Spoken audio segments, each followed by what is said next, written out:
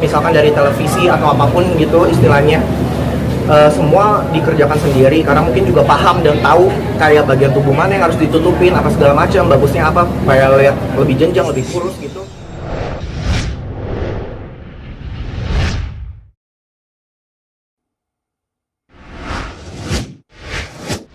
Terus orang juga taunya akhirnya Rangga juga bisa desain baju apa segala macam. Terus memang circle pertemanannya pada akhirnya juga terbentuknya juga banyak pertemanan ya istilahnya fashion influencer gitu atau fashion designer. Pada akhirnya teman-teman ini kayak karena tahu memang jiwanya dan passionnya senang di bidang fashion sebenarnya dari dulu kan dari zaman Smash gitu.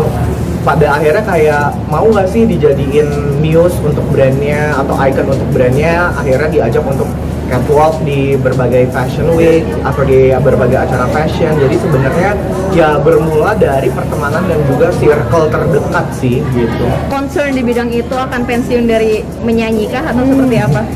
Sebenarnya kalau pensiun enggak, karena sebenarnya juga sedang mempersiapkan sesuatu tapi memang sendiri nggak barengan sama Smash gitu.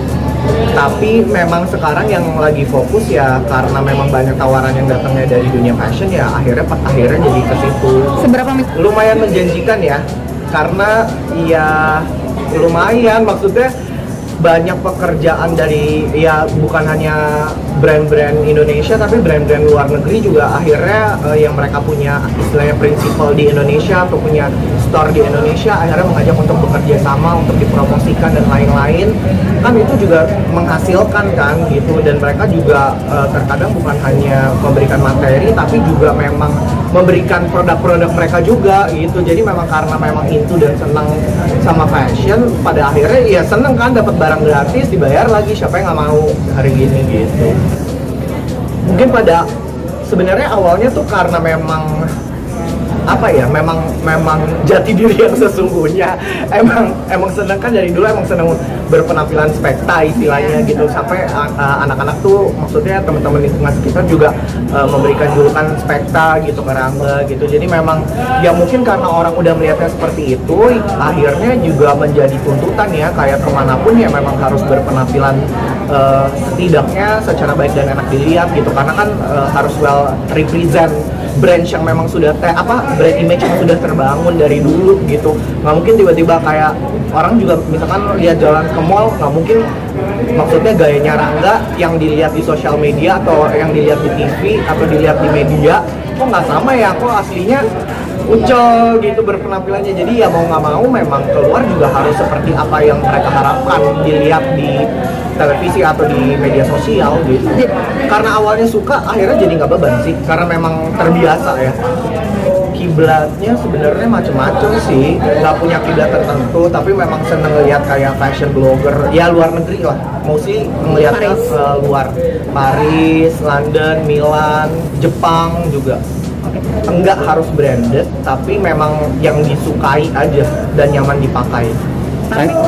Ya sebenarnya memang udah ada budget tersendiri sih, karena memang kan ya terkadang memang kita kan juga istilahnya dibayar atau di hire oleh klien, pasti ada budget tertentu yang dikeluarkan sekian persen emang untuk pakaian atau fashion yang akan dipakai gitu untuk menunjang penampilan lah supaya klien happy dan repeat order.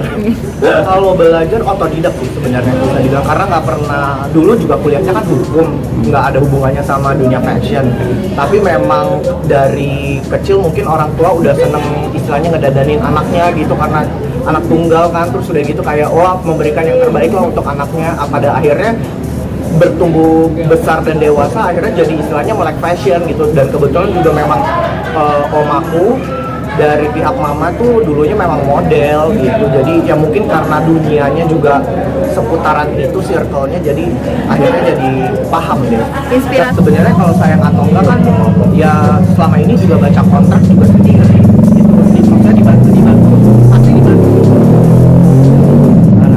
dibantu manajer gitu untuk baca kontrak dan lain-lain. Tapi kan untuk secara detail paham lihat isi-isinya pasal-pasalnya juga ya karena kalau sendiri juga nggak punya banget sama hukum ya akhirnya kepake sih di bidang pekerjaan gitu. Kalau desain kebetulan sendiri, tapi memang kalau untuk produksi memang ada partner yang mengerjakan.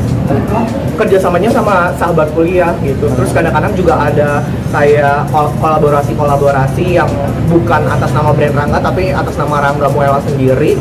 Kemarin juga terakhir kolaborasi sama desainer Indonesia Titi Saputra gitu. Kita sempat collab untuk ngeluarin koleksi barengan gitu.